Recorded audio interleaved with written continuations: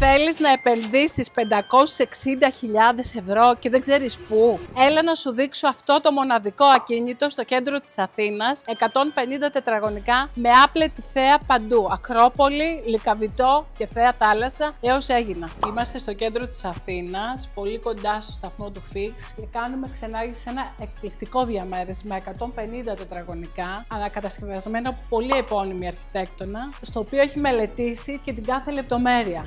Αποτελείται από ένα πολύ μεγάλο καθιστικό, γωνιακό, με τεράστιες βεράντες, open plan κουζίνα και ένα εκπληκτικό μαρμάρινο τζάκι. Έχουμε αυτονομία σε όλους τους χώρους. Διαθέτει ένα εκπληκτικό μπάνιο που εξυπηρετεί τα δύο πλήρη υπνοδωμάτια του ακινήτου. Το ένα εκ των οποίων είναι πιο μικρό, το άλλο μπορεί να χρησιμοποιηθεί και ως τρίτο υπνοδωμάτιο ή ως γραφείο, με απεριόριστη θέα Ακρόπολη. Ξαπλωμένος ο εκάστοτε αγοραστής μέσα από το υπνοδωμάτιο, ερωτεύεσαι την Ακρόπολη από το κρεβάτι σου και όλο το λοκανοπέδιο. Και πάμε στον ωραιότερο πάλι χώρο του ζευγαριού, που είναι ένα μάστερ μεγάλο, πάνω από 40 τετραγωνικά, το οποίο αποτελείται από ένα πολύ μεγάλο επιπλωμένο κρεβάτι, το οποίο μένει ως έχει, όπως και όλη η επίπλωση του ακινήτου, με απρόσκοπτη θέα την Ακρόπολη, το λόφο του Φιλοπάπου και το Λυκαβητό. Βγαίνοντας στις τεράστιες βεράντες του ακινήτου, έχουμε άπλετη θέα τη θάλασσα και θέα Πειραιά και μέχρι την Αίγινα. Η εύκολη πρόσβαση του ακινήτου, που αποτελείται από τη λεωφόρο Συγκρού, που είναι πλησίον 50-100 μέτρα από τη Συγκρού, και από το σταθμό του Φίξ, είναι